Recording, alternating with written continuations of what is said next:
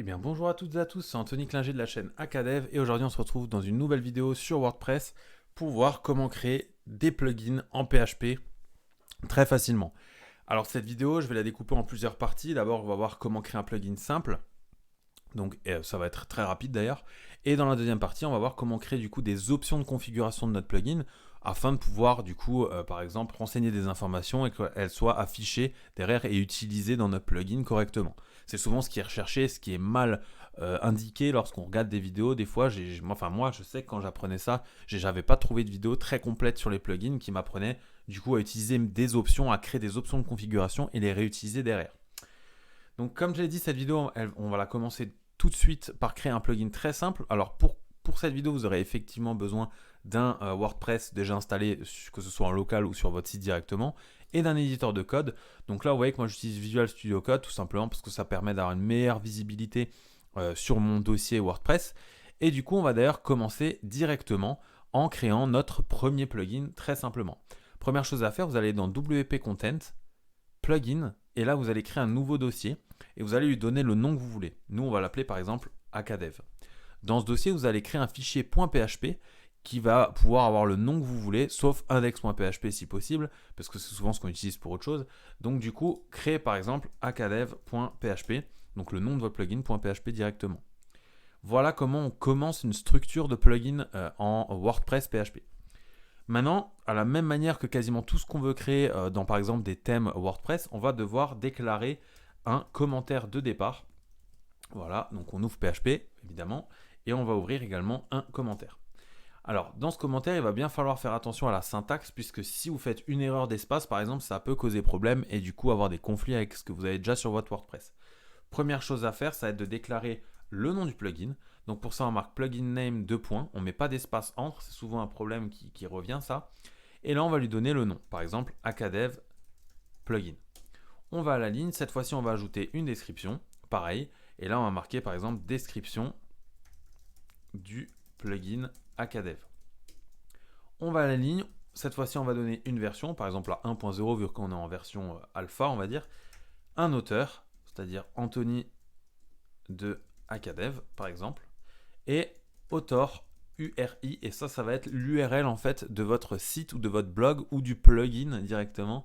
On va dire que vous allez renseigner ici si vous en avez un. Si vous n'en avez pas, vous n'êtes pas obligé de mettre quelque chose, vous mettez tout simplement un slash et ça va très bien. Ok, on finit notre commentaire et là on a, ça y est, déclaré entre guillemets la carte d'identité de notre extension. C'est-à-dire que si là j'enregistre tout simplement alors qu'on n'a rien mis d'autre et que je vais dans extension, vous voyez qu'ici on a déjà le plugin qui est disponible. Et là du coup c'est ce que je disais en première partie, vous avez déjà appris à créer votre premier plugin. Alors on retrouve quoi? On retrouve le nom du plugin, on retrouve la description, la version et l'auteur on va dire avec du coup en lien le slash donc qui me mène vers la racine de mon localhost. Voilà comment tout simplement utiliser les plugins, enfin créer des plugins PHP avec WordPress. Alors là c'est bien beau mais pour l'instant il ne nous sert à rien ce plugin. Donc maintenant, imaginons qu'on veuille créer un plugin qui aura pour but d'ajouter du texte. Par exemple, je vais aller dans mes articles. Vous voyez qu'ici, j'ai une partie contenu. Admettons que du coup, sur la partie front, ici, là, vous voyez que j'ai mon contenu. J'aimerais rajouter sur tous mes articles, quand j'active mon plugin, un texte juste avant, par exemple, rédigé par Acadev. Et du coup, il va falloir utiliser soit un shortcode, soit un filtre, soit un plugin. Et c'est ce qu'on va faire dans cette vidéo. Alors, la première chose à faire avec ce plugin, ça va être quoi? Ça va être de créer, donc on reste dans le PHP, évidemment, on va aller plus en bas, voilà, de créer des paramètres de configuration. Et pour ça, on va ajouter une page de configuration qui va être dédiée à notre plugin, donc Acadev, sur ici notre dashboard. Pour faire ça, on va déclarer une première fonction et on va l'appeler mon plugin, comme ça on suit bien, d'ajout de texte. Ajout texte page. Ok? Comme ça, on sera bien clair avec ce qu'on fait et on ne se perdra pas. Alors, tout de suite, on va ajouter une action en faisant add action. Alors, si vous ne savez pas ce que c'est que les actions sur WordPress, ce sont des hooks. Donc, enfin, ce sont des actions qu'on va pouvoir exécuter sur des hooks. Alors, ça, j'ai déjà fait des vidéos dessus, donc n'hésitez pas à aller les voir si vous n'êtes pas à l'aise avec ça. Sinon, je vais vous montrer directement comment voir une liste des actions et des hooks. Vous tapez sur Google list hook add filter and add action WP, deuxième lien, et là, vous avez une liste de toutes les actions disponibles et tous les filtres disponibles. Par exemple, ici, vous avez vu qu'on a utilisé, on n'a pas encore ajouté l'action, mais on va utiliser l'action du coup admin underscore menu. Pourquoi? Parce que si je fais un command F admin underscore menu, voilà, vous voyez qu'il existe dans les actions, je clique dessus. Et là, vous pouvez voir que c'est du coup run after the basic admin panel menu structure is in place. C'est-à-dire qu'une fois que, en gros, ça charge, que la partie de configuration du dashboard WordPress charge, et ben en fait, il va charger notre plugin, ou du moins les configurations de notre plugin. Donc voilà où on en est pour l'instant. Donc ce qu'il va falloir faire, c'est ajouter du coup votre hook ici, et enfin redonner du coup la fonction qui va être exécutée à ce moment-là. Par exemple, celle qu'on a créée juste au-dessus. Voilà. Point virgule, sinon on va avoir des erreurs et on ne saura pas d'où plus tard. On enregistre, jusqu'à présent tout va bien, et là on va ajouter une première fonction qui sera add option page. Ok, c'est un tableau tout simplement qui va contenir plusieurs données. La première donnée, ça va être quoi? Ça va être tout simplement le titre de la page de configuration. Par exemple, ici on va pouvoir mettre akadev configuration du plugin, par exemple. Ici, ça va être maintenant le nom de la page de configuration, mais cette fois-ci dans le menu, c'est-à-dire ici, ce que vous voulez là, vous voyez qu'il y a média, page, commentaire, et bien ici, ça va être le nom, par exemple, akadev config. Voilà, c'est ce qu'on va mettre. On essaie de mettre un truc plus ou moins court, parce que vous voyez qu'il n'y a pas trop de place. Ici, on va ensuite appeler manage option, et ça, c'est ce qui va nous permettre de définir les permissions requises pour accéder à, du coup, la page de configuration de notre plugin. Pour l'instant, vous tapez juste ça, on va dire c'est la même chose partout. Ensuite, vous allez donner un identifiant unique qui va être très important donc à votre plugin, enfin à votre option de configuration. Donc on va par exemple l'appeler, allez, on va faire un truc très simple, mon plugin ajout texte. Voilà, on va à la ligne et cette fois-ci, on va ajouter la fonction qui sera appelée pour afficher le contenu de notre page de configuration. Donc pour ça, on va appeler mon plugin ajout texte page HTML. Ça n'existe pas encore pour l'instant, mais ce sera le nom d'une fonction qui, du coup, affichera de l'HTML dans la page de configuration. Et là, normalement, vous avez terminé les options, du coup, de votre page de configuration. On enregistre. Et maintenant, on va commencer à déclarer nos différentes fonctions. Alors, la première fonction qu'on va faire, c'est notre fonction qu'on a déclarée ici, mon plugin ajout text.html. Pour ça, on fait fonction, on vient copier exactement ça ici. Voilà, on ouvre, on ferme. Et maintenant, qu'est-ce qu'on va faire? On va aller étape par étape. Première étape, vérifier que le user qui est actuellement connecté au dashboard WordPress a bien les droits d'utiliser ce plugin. Pour faire ça, on va faire un if point d'exclamation current user can. Et là, on va mettre manage option. Ça veut dire que s'il a le droit d'utiliser les options de configuration, enfin s'il n'a pas le droit du coup, vu qu'on a mis un point d'exclamation, alors on return. Si on return, ça stoppe directement le reste de la fonction, donc ça s'arrête là, donc il ne pourra rien faire. C'est ce qu'on cherche à faire d'ailleurs. Ensuite, première chose à faire, ça va être de créer directement votre partie HTML. Donc pour ça, qu'est-ce qu'on va faire? On va couper, tout simplement, pour que ce soit plus simple d'un point de vue écriture, notre PHP et directement renseigner du HTML. Dans cet HTML, qu'est-ce qu'on va faire? On va créer une première div qui aura une première classe wrap. Donc ça, c'est des classes prédéfinies par WordPress qui sont déjà, on va dire, stylisées. Un H1, où là, on va mettre, par exemple, la même chose qu'on avait là. Voilà. Ce sera le titre de la page, du même titre qu'ici, modifier l'article et le H1 de cette page. C'est la même chose. Ensuite, on va ajouter un formulaire qui utilisera la méthode post. On n'a pas besoin de définir une action parce que d'office, ce sera sur la même page. Un label, où là, on va mettre par exemple texte à ajouter 2 points. On va lui rajouter un for, mon voilà, plugin ajout texte. Et du coup, ce label va être relié directement à un champ input type text de name. Et là, le nom, on va lui mettre exactement le même que ce qu'on a mis dans le for. Voilà. Et l'ID, exactement la même chose. Sinon, il ne sera pas relié au for. Voilà. Et enfin, en value, et là, ça va être très important, on va pour l'instant laisser vide. Et on va lui ajouter une classe qui est déjà prédéfinie par WordPress, encore une fois, regular text. Donc ça va styliser notre champ input. Ok, maintenant qu'on a fait ça, qu'est-ce qu'il nous reste à faire? Il nous reste à faire un bouton pour valider nos informations. Donc encore une fois, on est encore dans notre forme. Donc là, on va réouvrir du PHP. Et on va utiliser la fonction submit plutôt button. Entre parenthèses, on peut déjà mettre un point virgule pour ne pas se tromper. Là, vous mettez du coup ce qui aura marqué sur votre bouton, par exemple, enregistrer les options. Virgule. Là, vous lui donnez un style, par exemple primary. Là, vous lui donnez le type de bouton, donc là, c'est submit. Et ensuite, vous les mettez true pour mettre actif, en gros. Ok, donc là, pour l'instant, on a quasiment fini la partie HTML. Avant de passer à la suite, on va retourner juste au-dessus dans le PHP. Et là, on va déclarer une nouvelle variable qui sera $option. Voilà. Égale getOption. Et là, en fait, ce qu'on va mettre ici, ça va être du coup comment dire, les options qu'on aura définies au préalable. Alors pour l'instant, on n'a pas encore mis de nom là-dessus, tout simplement parce qu'on ne l'a pas encore défini. Ok? Donc pour définir ça, ça va être très simple.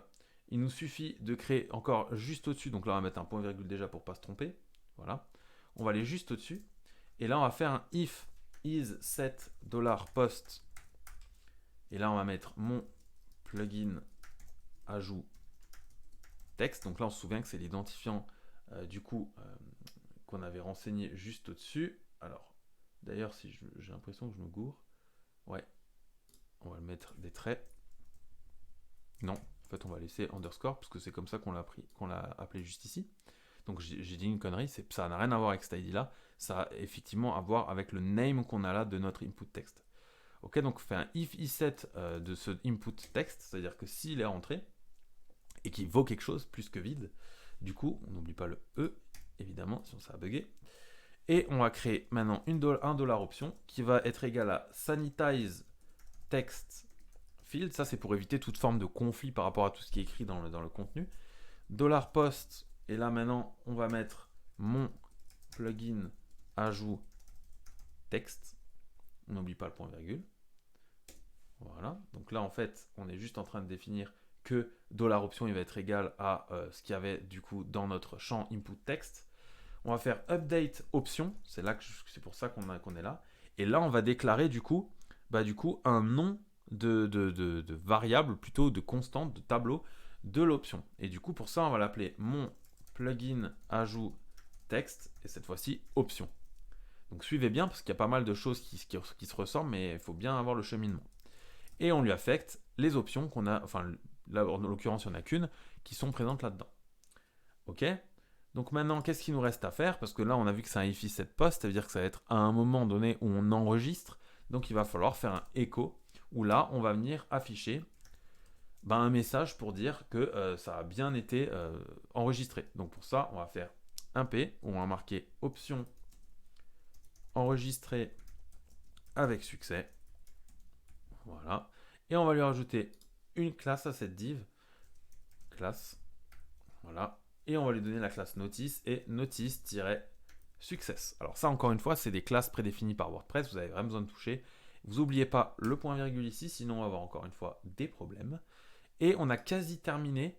On va juste remplir maintenant dans getOption, là on s'était arrêté avant, du coup avec le nom qu'on a déclaré ici.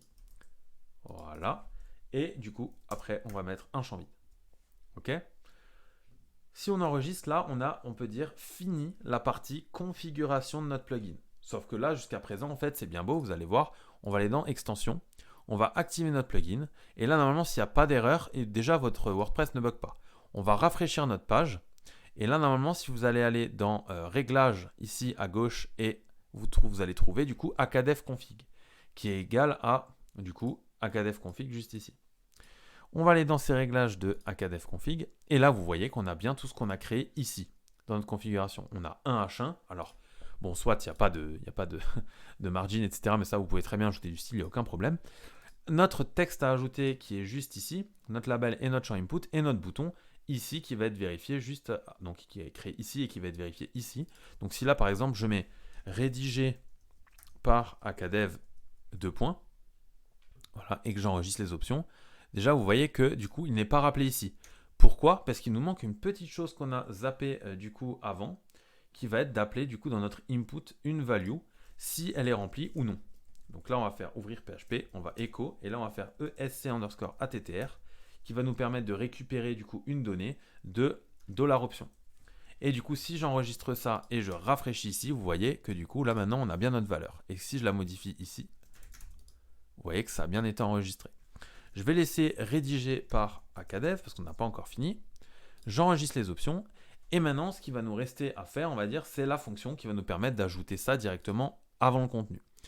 Pour ça, on va retourner dans notre code après notre fonction. Et là, on va déclarer notre fonction. Si vous avez déjà vu la vidéo sur les filtres, eh ben, ça va vous paraître très simple, tout simplement parce qu'on a fait exactement la même chose sur cette vidéo. On va faire fonction mon plugin ajout texte avec en argument $content, tout simplement puisqu'on va utiliser add_filter qui va agir sur the content. Donc ça, je le rappelle, ici, je vais dans les filtres, command F, add content. Alors, je me suis trompé, c'est pas add content, c'est the content, pardon. Voilà, il est juste ici. Si je clique dessus, on voit bien que ça retourne le content du post. Voilà, donc là, on a the content, et là, on va venir ajouter cette fonction comme filtre là-dessus. Donc pour ça, on met entre quotes, évidemment, point virgule, et tout est OK. Maintenant, dans notre plugin, qu'est-ce qu'on va faire? On va tout simplement chercher les options qu'on a renseignées dans la partie configuration. Donc pour ça, on va renseigner de nouveau ce nom de variable, parce que c'est comme ça qu'on l'a appelé. Voilà. À la même manière qu'on l'a appelé juste avant ici. Vous voyez que c'est exactement la même ligne. Sauf que là, on l'utilise dans une autre fonction de notre plugin, donc on réappelle cette variable. OK, on va aller à la ligne, et là, le plus simple reste à venir. On va faire $add, par exemple, qui va être ce qu'on veut ajouter avant le contenu. Voilà. Et dans $add, on va faire, on va ouvrir un P. Voilà, point virgule, tout de suite, moi je prends l'habitude. On va concaténer, et là, on va faire esc_html pour bien préciser que c'est de l'HTML qu'on veut là-dedans. La fonction, voilà, $option, parce qu'on récupère notre option qui est juste là. On va à la ligne, return, $content, alors on n'a pas fini, il manque une petite ligne. On va faire $content juste ici est égal à $add, point, on concatène avec le contenu actuel. C'est-à-dire qu'on va faire d'abord ça, puis ensuite le contenu qui est récupéré par the content. Et on le retourne, sinon on n'aura rien d'affiché. Et là, normalement, si j'enregistre et je rafraîchis, vous avez bien votre contenu qui est affiché juste ici en fonction de ce que vous avez écrit là. Si par exemple, vous voulez mettre voici le contenu de l'article, voilà, et que vous enregistrez et que vous rafraîchissez, alors vous voyez déjà qu'il a mis un anti-slash avant le l'apostrophe. Alors tout ça c'est simplement dû à esc_html qui est juste ici, et du coup au sanitize qui a été juste avant. Donc voilà, là vous pouvez faire totalement ce que vous voulez, ça fonctionne bien. Vous avez relié votre page pour faire dans l'ordre ce qu'on a vu dans cette vidéo. Vous avez appris à créer votre premier plugin PHP WordPress en créant du coup la partie configuration back-office et la partie front directement dans notre plugin. Donc vous voyez que ça fait un petit fichier quand même, il n'est pas très long mais il n'est pas très court non plus, qui vous permet de faire pas mal de choses. Alors évidemment, vous pouvez ajouter autant de champs que vous le voulez ici, mais il faut évidemment leur donner un nom et un identifiant à chaque fois unique, de manière à pouvoir les rappeler derrière de la bonne manière. Donc voilà, c'était Anthony Klinger de la chaîne Akadev. Si cette vidéo vous a plu, n'hésitez pas à laisser un commentaire et un pouce bleu, à vous abonner à la chaîne pour ne rien rater sur les vidéos en général, et on se dit ciao tout le monde!